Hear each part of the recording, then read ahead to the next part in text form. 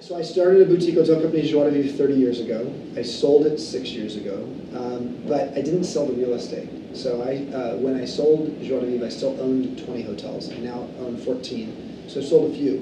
But I continued to own those hotels partly because I'm still a big believer in the hotel business. I actually don't think hotels and home sharing are a zero-sum game. The similarity, the most fundamental similarity between Airbnb and boutique hotels, and the fact that Airbnb is sort of like the logical extension on steroids of the boutique hotel business, is that people want to live like a local. And so boutique hotels generally were in neighborhoods. They usually had a restaurant or bar that sort of gave you a flavor of the neighborhood. Right. Airbnb doesn't have that, but you're actually living in a neighborhood. You may actually get to know your host. 40% of our guests are staying in a shared situation. Sure. So you're living in a home while the host is there. Right.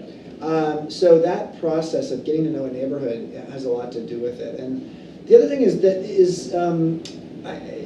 boutique hotels turned the hotel industry on its head because the hotel industry thought it was all about predictability and ubiquity. So the hotel in Denver should be the same as the one in Dallas, and they'll be exactly the same art, etc. And boutique hotels said, no, actually quite the opposite. Right. But the flip side of it is you have less predictability, and therefore you have a standard deviation that's much broader. You can have your best or your worst experience at a boutique hotel. Similarly, you can have your best or your worst experience in an Airbnb. And so with a more adventurous traveling public, what comes with it is more of a willingness to try out a boutique hotel or to try out an Airbnb experience, because if there's a high likelihood of your best experience, and you can sort of figure out how to make sure it's not your worst experience, then it's worth trying. Right.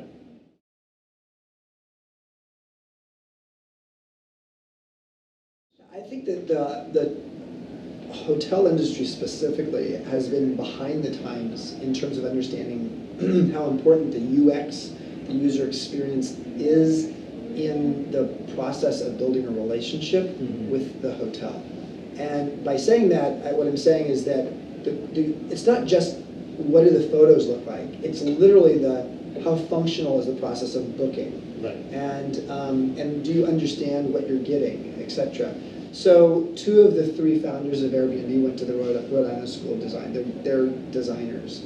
So Airbnb's website has been sort of cutting edge, so much so that many other companies in the travel industry have tried to, in essence, imitate our website, and then we do something new and then they'll imitate that.